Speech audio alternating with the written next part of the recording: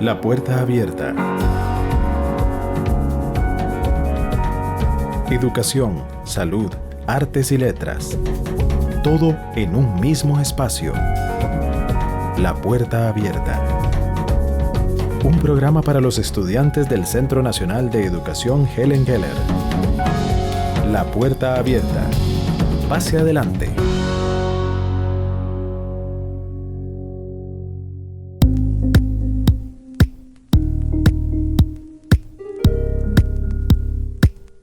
Muy buen día, bienvenidos, bienvenidas al episodio número 57 de La Puerta Abierta Podcast. Yo soy Carolina Campos y quiero contarles lo que tendremos en este episodio. Tendremos al Comité de Calidad de la Educación de nuestro centro educativo comentándonos los resultados de una investigación que realizaron. También tendremos la sección Teatro para tus oídos con el relato En la habitación del libro Teman a los vivos. Tendremos un frío y delicioso paisaje sonoro, pero también moveremos el cuerpo con la agrupación costarricense Pasiflora. Y para abrir este episodio, les pido que escuchemos con mucha atención las palabras de la psicóloga Swansea Matarrita, quien nos trae un interesantísimo tema. Pasen adelante. Esto es La Puerta Abierta Podcast.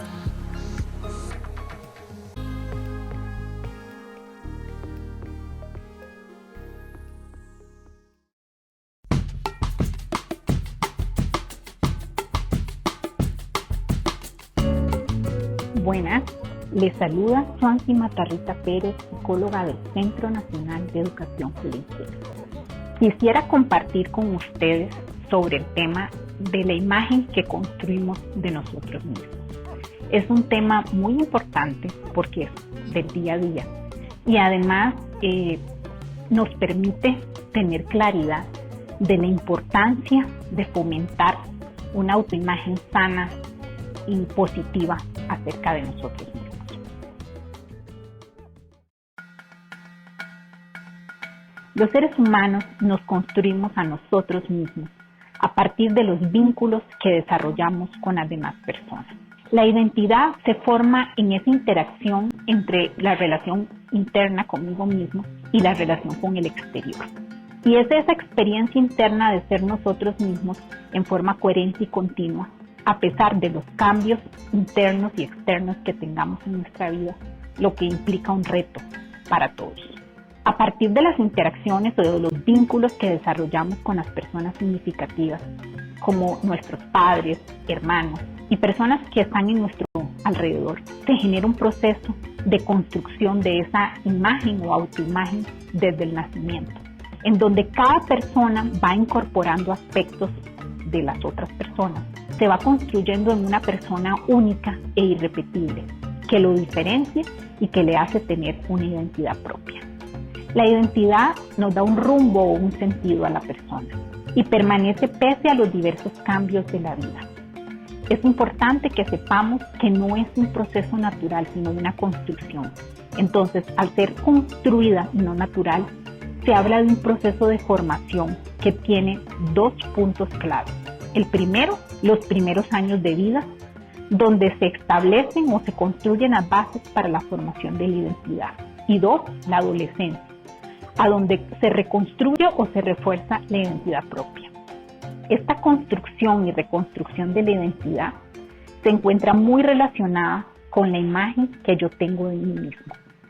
Yo me alimento de todas las experiencias y de los vínculos que tengo y eso me permite tener una imagen propia, sana, positiva o negativa y no tan sana, que es lo que me permite enfrentarme a todas las situaciones, relacionarme con las demás personas, establecer metas. Es el día a día, el pan nuestro de cada día es eso.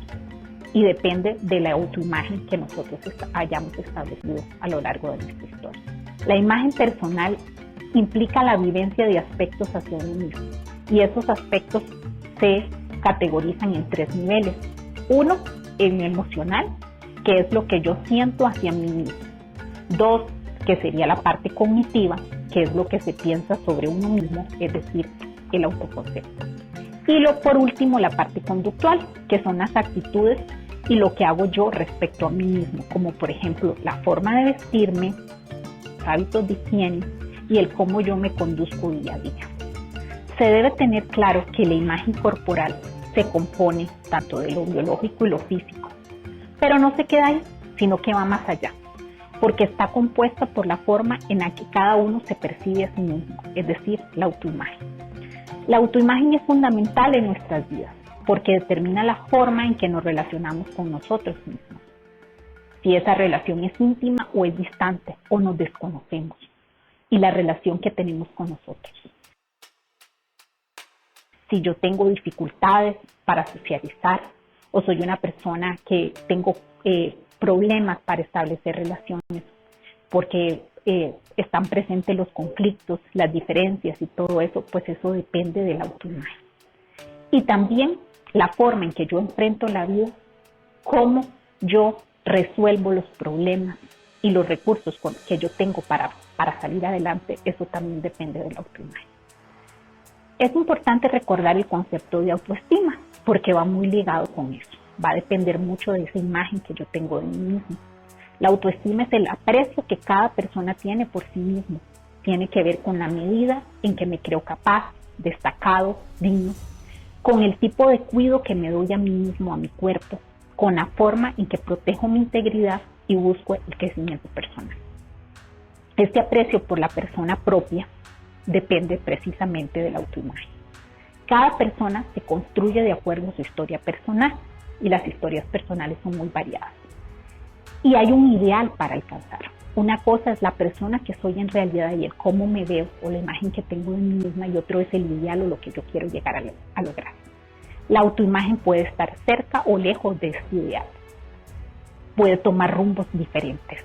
Por ejemplo, convertirse en un ideal constructivo que me permita desarrollar y crecer a nivel personal, o destructivo para mí mismo. De acuerdo con la construcción de esa autoimagen y dependiendo en gran medida de las relaciones que yo haya establecido con esas figuras significativas en la niñez y posteriormente en la adolescencia, cada persona se va a estimar a sí mismo en mayor o menor medida. Y de esto va a depender esas habilidades que yo adquiero para afrontar las situaciones. Y también va a depender el qué tan vulnerable o no soy para resolver todo lo que se me presenta. Entonces es importante por eso que yo me revise y yo comprenda si mi autoimagen es la más adecuada y si esa autoimagen ha sabido mantenerse a pesar de las circunstancias y de los cambios, y que trabaje de forma personal para lograr que esa autoimagen sea más realista, más sana y más positiva. Esto sería una parte del concepto y de la construcción de la autoimagen. Pero es importante también tener en cuenta que hay situaciones o episodios en nuestras vidas que pueden alterar esa imagen que tenemos sobre nosotros mismos. Un ejemplo de estos eventos es la pérdida de la visión, lo cual conlleva que la persona elabore un duelo por esa pérdida de la capacidad visual. Y además hay una afectación en estima personal y un cambio directo en la imagen que yo tengo de mí mismo, porque me va a llevar a tener muchas dudas de la persona que yo soy. Me va a generar desesperanza, frustración, angustia, temor al futuro, incluso hasta perder el deseo por seguir viviendo y el interés por las actividades que normalmente realizo o son de mi agrado. Entonces, en este proceso donde yo me debo adaptar al duelo por la pérdida de la visión, debo elaborar ese proceso, debo ir pasando todas las etapas hasta lograr esa adaptación o ese ajuste a mi nueva realidad visual. Yo, de la mano con ese proceso, también debo de ir restableciendo mi imagen o esa autoimagen y mejorando mi autoestima. Por eso es tan importante que todas las personas que estén enfrentando estas situaciones lleven procesos a nivel emocional. Las personas que ingresan aquí al Centro Nacional de Educación Helen Keller vienen con un sinnúmero de afectaciones a nivel emocional, a nivel físico. Pero la parte emocional es sumamente importante porque es la que va a permitir que la persona logre avanzar en el resto del proceso o la adquisición de las competencias. Si la persona no se encuentra emocionalmente estable, muy difícilmente podrá avanzar en contenidos de vida cotidiana, movilidad, acceso a la información y la parte de empleabilidad. Entonces es súper importante adquirir conciencia de la importancia de cuidar de esa imagen y de alimentarla y de fortalecerla y de iniciar procesos de cambio, de adquisición de nuevas herramientas a nivel personal que me permitan desenvolverme a futuro de una forma independiente y autónoma. Pero la única manera de lograrlo es iniciando un proceso de restauración y de construcción de habilidades a nivel emocional más sanas, más realistas y que me permitan desenvolverme de forma más asertiva en los distintos ámbitos de mi vida. Entonces, mi recomendación como profesional en psicología de este centro es que no le quitemos valor a la parte emocional, que no le restemos importancia a lo que yo estoy sintiendo y a cómo estoy viviendo esta situación, sino que por el contrario esté dispuesto o indispuesta a trabajar por mejorar esa imagen que tengo de mí misma, a retomar una autoestima fortalecida y positiva y sobre todo al sentirme seguro de esa persona que soy, que ya no soy, no voy a poder ser la misma persona que era antes, pero sí reforzar todas esas habilidades y capacidades que tengo para ser independiente y adquirir nuevas herramientas que me permitan desenvolverme de una forma más eficiente ante los retos que se me presentan en la vida. Entonces, queridos estudiantes, les recomiendo que nos revisemos y valoremos la importancia de tener una autoimagen fortalecida y de no rendirnos en este proceso de crecimiento y de adquisición de habilidades y destrezas en la parte funcional, en la parte de movilidad y sobre todo en la parte emocional.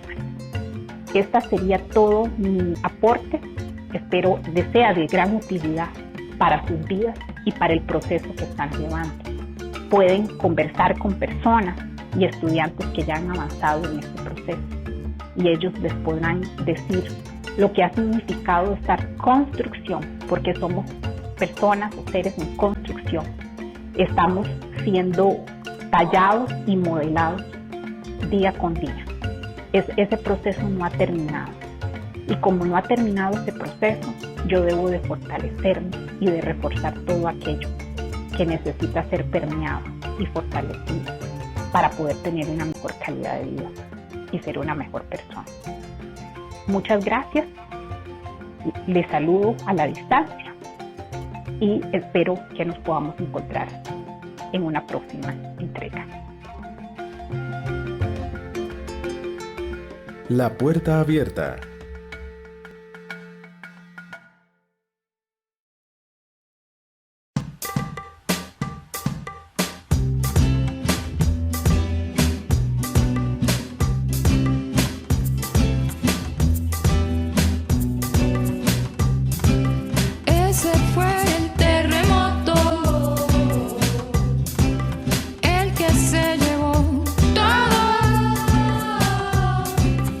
Y todavía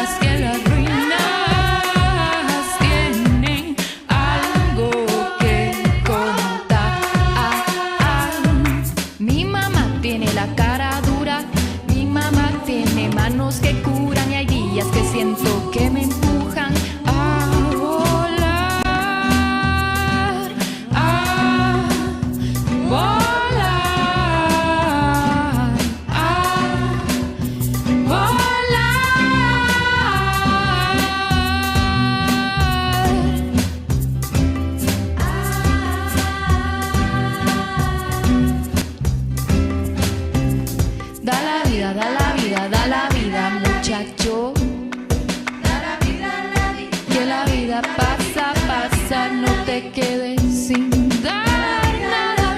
Da la vida, da la vida, da la vida, muchacha. Que la vida pasa a paso, no te quedes sin descubrirla. Pa, pa, pa, pararara. Ah, pa, pa, pa, pararara.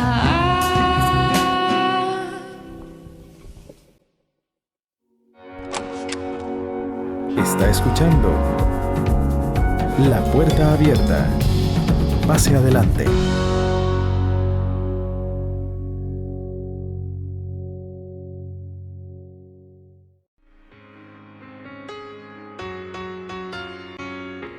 Hola querida comunidad educativa, somos el equipo coordinador de la calidad del Centro Nacional de Educación Helen Keller. Nuestro equipo está integrado por Ana Karen Arias Leiva, del Servicio de Educación Especial. Edín Robles Leal, profesora de inglés, acceso a la información.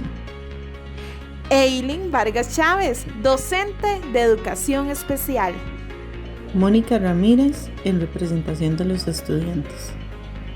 Mi nombre es Gonzalo Rodríguez y pertenezco al Servicio de Empleabilidad. Les saluda la profesora María Madrigal, del Servicio de Apoyo Educativo en Baja Visión. Les saluda la profesora Julia Jao, yo pertenezco al Servicio de Educación Especial. ¿Qué es el equipo coordinador de la calidad? Somos un equipo que trabaja en conjunto con la dirección para satisfacer las necesidades educativas de nuestra comunidad. Durante el año se realizan actividades para obtener y proveer información relevante y oportuna para la reflexión, valoración y toma de decisiones, propiciando así el mejoramiento continuo de nuestro centro. Una de las acciones que llevamos a cabo en este año 2021 fue la autoevaluación en 10 aspectos. ¿Qué se evalúa? Se evalúan las áreas curricular y administrativa. El área curricular tiene que ver con el desarrollo del plan de estudios que se trabaja en el centro y el área administrativa con las gestiones desarrolladas por la dirección con el apoyo de la Junta Administrativa. ¿Cómo se realizó la autoevaluación? Se crearon 3 encuestas, una para las personas docentes, una para las personas estudiantes y otra para la comunidad. Utilizamos una aplicación tecnológica para obtener los datos. Luego los analizamos y elaboramos el plan quinquenal. Es un plan para 5 años, desde el 2022 hasta el 2026. Hoy estamos compartiendo con todos ustedes los resultados.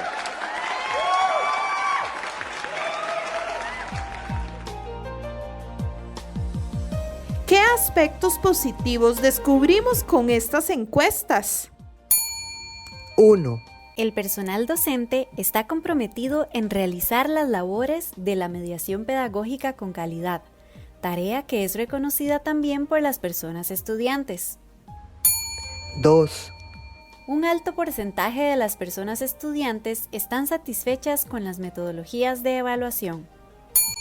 3. El personal docente en el año 2020 se capacitó para brindar un mejor servicio. 4. La mayoría de las personas estudiantes saben utilizar el WhatsApp, lo cual permite que la comunicación sea más dinámica y en tiempo real. 5. Las personas estudiantes participan en la elaboración de sus horarios de atención. 6. La mayoría de las personas estudiantes están informadas de su plan de estudios. 7. La mayoría de las personas estudiantes usan de forma autónoma el celular, el WhatsApp y el Internet. ¿Qué oportunidades de mejora descubrimos? Se destaca la necesidad de que Helen Keller brinde capacitación a la comunidad educativa en el uso de la tecnología, en apoyo emocional, cuidado del adulto mayor, conceptos básicos del braille así como en herramientas para el acompañamiento a la persona con discapacidad visual, derechos humanos, legislación y calidad humana. Es necesario diferenciar el trabajo con adultos, jóvenes y adultos mayores para contextualizar su atención y mejorar el servicio. Además, crear redes de apoyo entre estudiantes y brindarles charlas motivacionales. En el área de infraestructura, las personas encuestadas expresan que se debe de dar mantenimiento al edificio, señalizando e iluminando mejor los espacios, instalando el ascensor, tramitando el permiso para habilitar la piscina y abasteciendo de recursos las diferentes áreas del centro, como el gimnasio, el aula de vida diaria, artes plásticas, biblioteca, entre otros. Las listas de espera, la continuidad en los servicios y la evaluación han sido parte de nuestros retos. Por tanto, coordinaremos acciones con dirección y con el Ministerio de Educación Pública para darle una respuesta adecuada a estas situaciones.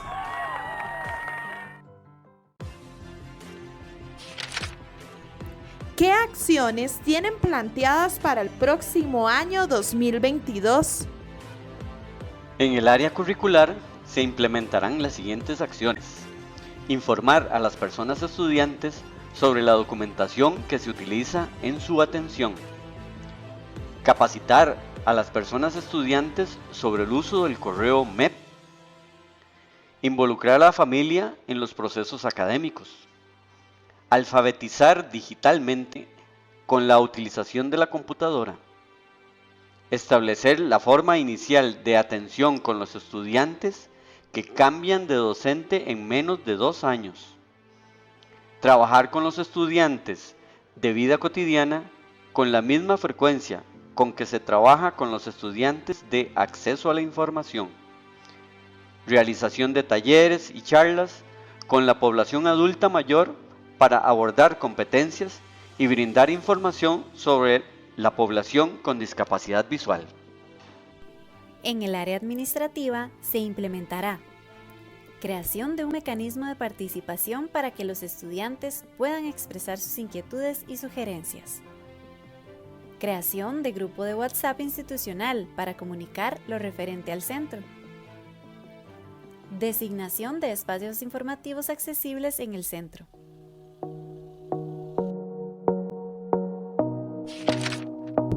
¿Quiénes pueden lograr que todo esto se lleve a cabo? La dirección, la junta administrativa, el personal docente y administrativo y por supuesto las personas, estudiantes y comunidad en Helen Keller. La calidad educativa es un proceso cíclico, no se termina y requerimos del esfuerzo de todos y todas para mejorar el servicio de nuestra institución. Gracias por ser parte de esta travesía. La puerta abierta.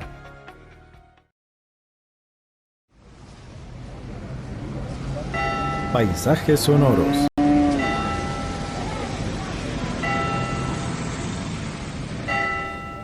Así suena el paisaje sonoro de Santa María de Dota.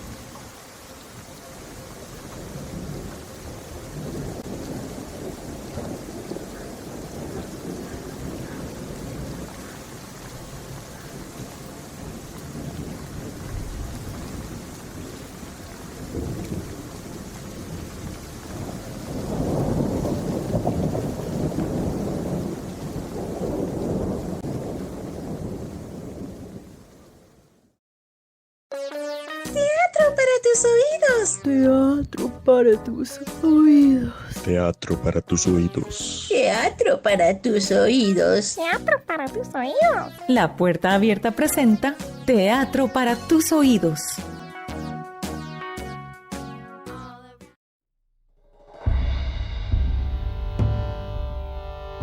En la habitación, de Pablo Delgado. ¿Por qué después de tantos años decidí contar esta historia? Bueno, nunca había tenido la oportunidad de hacerlo, hasta ahora. También creo que es por el paseo que hice con mi hermana al Sanatorio Durán hace un par de meses, el cual me refrescó la memoria. Fue un viaje muy bonito. El día estaba soleado y no estaba haciendo tanto frío. Además de mi hermana y su familia, fueron algunos amigos del trabajo.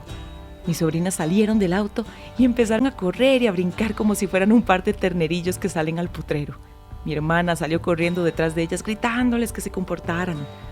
Yo le dije que las dejara, que eran niñas y era normal que después de pasar todo el día encerradas en la casa, quisieran estirar las piernas en un lugar tan abierto. Como la tía loca que soy, también me puse a correr con ellas. Estiramos una sábana en el suelo, cerca de las gradas donde está el viejo camión que es tan emblemático del sanatorio. Sacamos la comida e hicimos un día de campo. Después del almuerzo, recogimos las cosas y comenzamos el recorrido por donde todo el mundo lo hacía, donde antiguamente quedaban los comedores. Mucha gente, incluyendo mi cuñado, se la pasaba tomando fotos en cada rincón con la esperanza de capturar un fantasma. Yo prefería disfrutar del momento, sin pensar en esas cosas. Caminamos por los oscuros pasillos leyendo los letreros que indicaban lo que había sido cada salón. Pasamos por las salas de medicina y subimos por unas estrechas escaleras para llegar al ático, donde filmaron la película El Sanatorio. Allí mismo. Era muy lindo. Como es la parte más elevada del edificio, por las ventanas se tiene una vista espectacular. Continuamos avanzando y nos encaminamos por los largos y amplios pasillos. Después de pasar frente al letrero que indicaba la panadería, lo vi. Aquel extenso corredor. No es que no me acordara de lo que me había pasado ya hacía 20 años. Eso es lo que nunca esperé, que el recuerdo me viniera de golpe. Como si acabara de pasar de nuevo la peor noche de mi vida. Debí de hacer alguna expresión, porque Mayela, mi hermana, me tomó del brazo y me preguntó si me encontraba bien. Yo le contesté que sí y continuamos caminando. Mientras avanzaba, no podía dejar de recordar cada detalle de lo sucedido. Cuando llegamos al área de los dormitorios, todos doblaron a la derecha, como era lógico, para ir viendo sitio por sitio. Pero yo no. Yo seguí caminando hasta el final. Cuando llegué a la última habitación a la derecha, entré con muchos sentimientos encontrados. Después de tantos años, había regresado al lugar donde me había pasado aquella aterradora experiencia.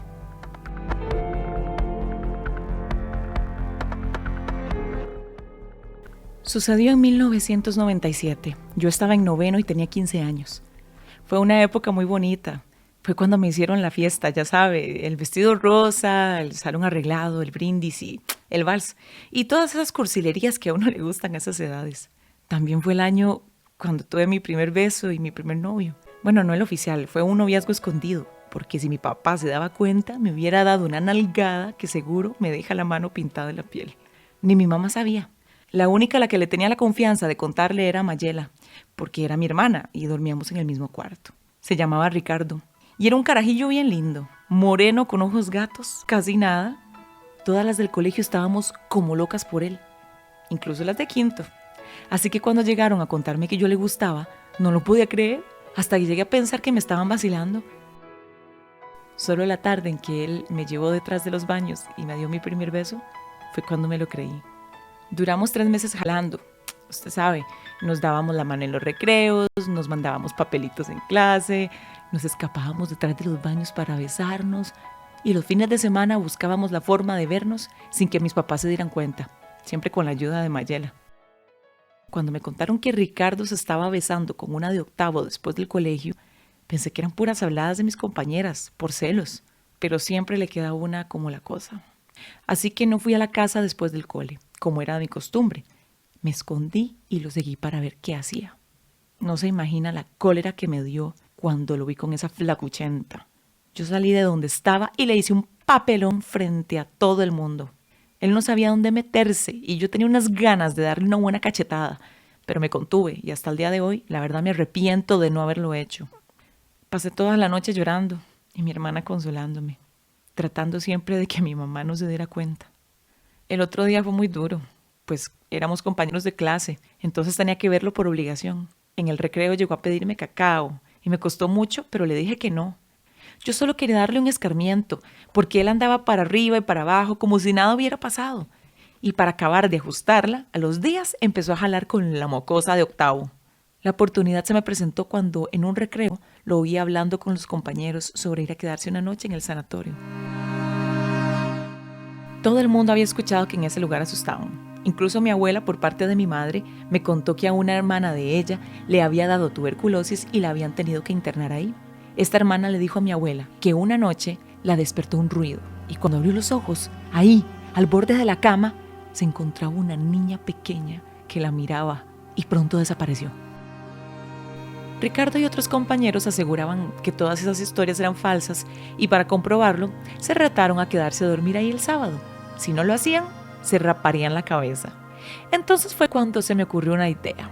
Me visto de fantasma, les doy un susto de muerte y el lunes cuando lleguen pelones les salgo vestida para que vean quién los asustó y dejarlos en ridículo frente a todos. Lo sentía por los otros compañeros, pero así es la guerra. Y ya sabía cómo me iba a disfrazar. Me vestiría de monja. Ya es que se está preguntando de dónde saqué la idea de vestirme de monja. Bueno, yo tengo una tía que era religiosa y para ese tiempo le había llevado a mi madre un hábito para que le hiciera un arreglo. Yo sabía que en el tiempo en que estuvo abierto el sanatorio había sido atendido por religiosas, por lo que no sería nada raro toparse con el fantasma de una de ellas. Cuando llegó el sábado, les dije a mis papás que tenía que quedarme en la casa de una compañera para terminar un proyecto. El plan era perfecto. Asustaría a los chicos y llegaría a mi casa tal vez como a las 9, con la excusa de que habíamos terminado el trabajo temprano. Me fui como a las 5 de la tarde. Como la casa de mi amiga estaba cerca, mis papás no se preocuparon. Además, en aquel entonces yo acostumbraba a caminar por todos lados sola. Tardé en llegar al sanatorio como unos 40 minutos. Pasé por el bosquecillo que está detrás del edificio y la llamada casa del doctor. Con mucho cuidado para que no me viera el guarda, entré por donde quedaban las habitaciones de los enfermos. El lugar no estaba como lo tienen ahora. Llevaba bastante tiempo abandonado y se notaba que se había metido gente a hacer destrozos. Tenía ese aspecto lúgubre de las películas de terror. Claro que me daba miedo estar sola ahí, pensando en los cuentos de fantasmas que existían sobre el edificio, pero traté de concentrarme en la cara que pondrían los chicos cuando me vieran. Además, tenía un crucifijo que sostenía con fuerza y que pensaba usar con el disfraz. Fui al segundo piso y me metí en una de las habitaciones. Por suerte había traído un foco porque se oscureció rapidísimo. Con la ayuda de un espejo y del foco me fui maquillando. Solo me faltaron los lentes de contacto rojos para quedar igual a la monja que sale en esa película de terror que salió hace poco. Ya no me acuerdo cómo se llama. La cuestión es que me veía tan fea.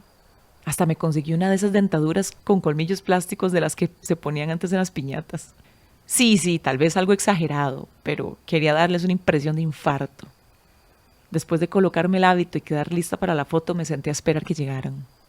No se imagina lo que me arrepentí de no haber llevado alguna revista o mi Discman para escuchar algo mientras esperaba. Todo era muy silencioso. Solo se oía el viento que entraba por las ventanas rotas. Hacía un frío que ni se imagina. Por suerte el disfraz me mantenía caliente. Me quedé sentada en una grada esperando que llegaran. Creo que pasó una hora antes de que el sueño me venciera. Viera el susto que me pegué cuando abrí los ojos y vi en mi reloj que eran las 10 de la noche. Todo estaba tan silencioso que me imaginé que aquella gente nunca había llegado y si lo había hecho, seguramente se había ido. Recogí mis cosas y empecé a caminar hacia la salida muy despacio para no tropezar con el hábito. Le confieso que el ambiente era siniestro y que en otro momento hubiera estado muerta de miedo, pero estaba tan preocupada pensando en qué iba a hacer cuando saliera de ahí que no me importó dónde estaba. No podía irme a la casa de mis papás porque ¿cuál excusa les iba a dar? Y mucho menos llegar donde mi amiga. Estaba pensando todo esto cuando llegué a la escalera y empecé a escuchar como si alguien estuviera hablando en los cuartos de abajo. De inmediato apagué el foco.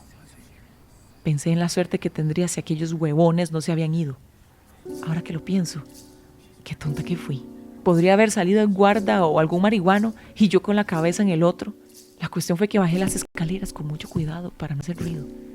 lo cual le aseguro que fue difícil hacerlo a tientas, y más porque algunos tablones estaban flojos. Al final del pasillo, de la última habitación a la derecha, salía una tenue luz que apenas dejaba ver el contorno de las cosas. Caminé por el corredor sosteniéndome en la pared, tratando de hacer el menor ruido posible. Ellos habían dejado de hablar y el sitio se devolvió de nuevo tan silencioso como una tumba. Le digo que en ese momento sí sentí algo de miedo. No sé por qué, tal vez eran los nervios. Por un momento me pregunté qué pasaría si no eran ellos los que estaban allí, pero de inmediato lo descarté. ¿Quién más que Ricardo y sus amigos iban a estar a esas horas en aquel lugar? Cuando llegué a la puerta, me quedé un momento al lado del marco. Se podía oír que adentro estaban ellos, porque sonaba levemente la madera al crujir cuando se movían. Pensé en entrar de un salto y pegando gritos para asustarlos, pero se me ocurrió que iba a ser muy evidente para ellos que alguien les estaba engañando. Los fantasmas no hacen esas cosas. En las historias ellos solo caminan por ahí sin pensar en asustar a nadie. Así que me tranquilicé, tomé aire, me puse los colmillos de plástico y entré muy despacio. Es difícil explicar la impresión que me llevé. O sea, no hay forma de que alguien se pudiera imaginar lo que me encontré ahí. Por el lugar, la hora y todo, no me hubiera extrañado encontrarme un fantasma translúcido flotando en media habitación, o alguna bruja de esas que salen en los cuentos, de nariz puntiaguda, piel verde y mirada macabra.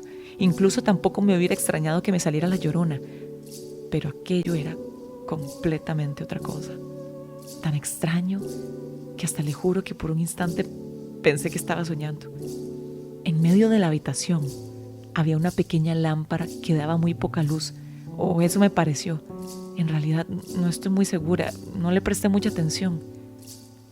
Lo que sí pude ver, y muy bien, fue que alrededor de esta había un montón de personas, tantas como pudieran caber en un sitio sin que se tocaran entre sí, de todas las edades, desde niños hasta viejos, hombres y mujeres.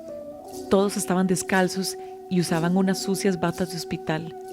Miraban hacia las paredes sin decir nada y se balanceaban. Parecía la última escena de La Bruja de Blair, pero con más gente.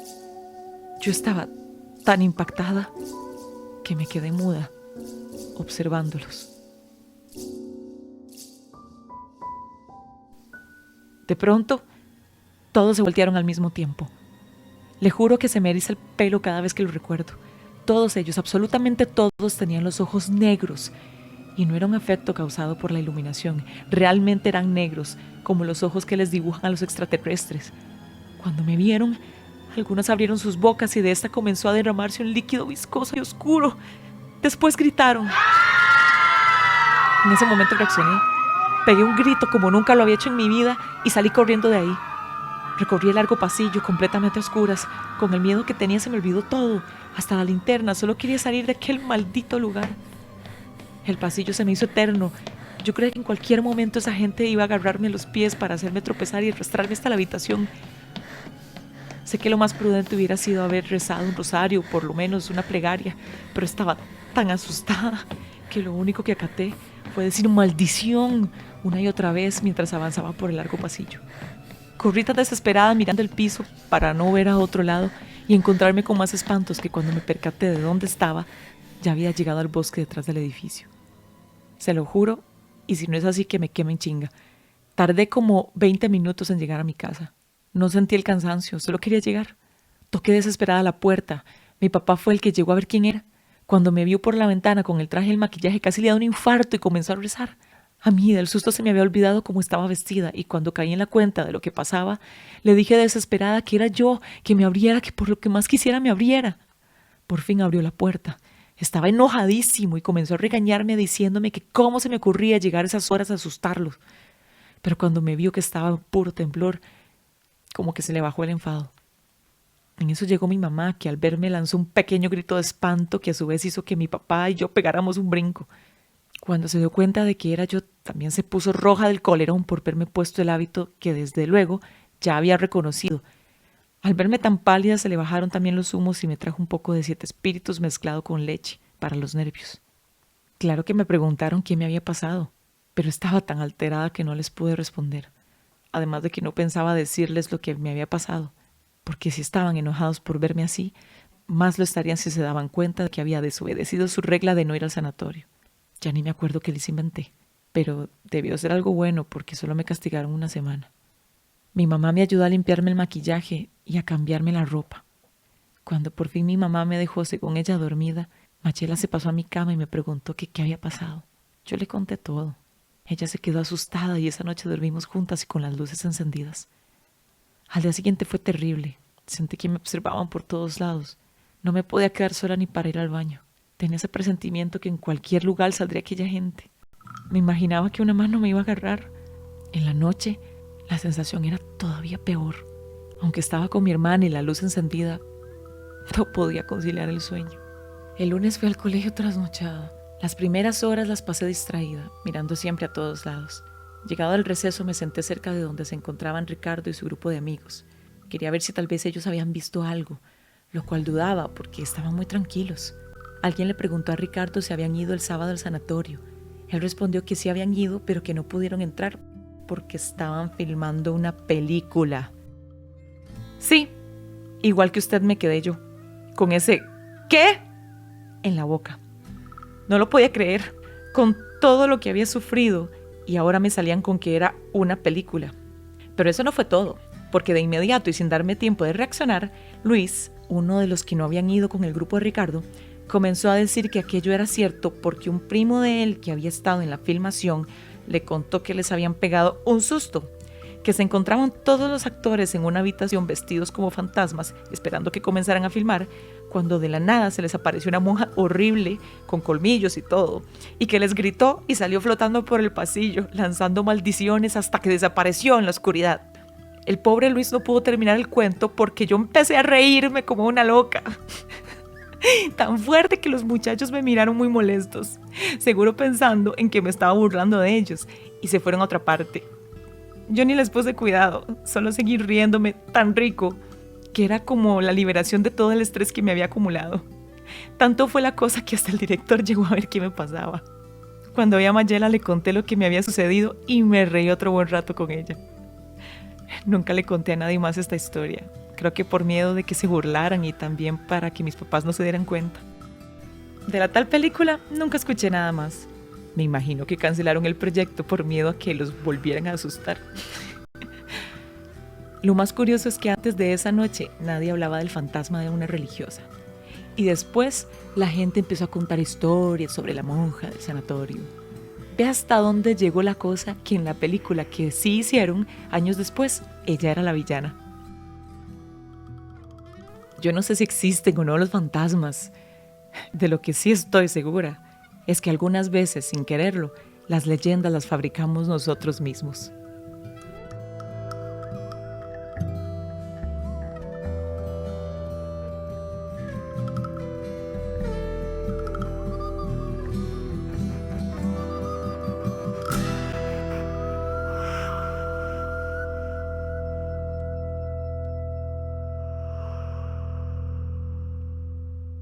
Esperamos que hayan disfrutado de este relato llamado En la habitación, parte del libro Teman a los vivos, donde encontraremos varios relatos cargados de ficción, de historia, de sustos, que giran alrededor del Sanatorio Durán en Tierra Blanca de Cartago. Agradecerle a la psicóloga de nuestra institución, Swansea Matarrita, nuevamente por esta importante reflexión, y también al equipo de calidad de la educación, quienes juntos trabajan y velan por la calidad de la educación de nuestro Centro Nacional de Educación Helen Keller. Hasta pronto, nos escuchamos. Síganos en YouTube. La Puerta Abierta Podcast.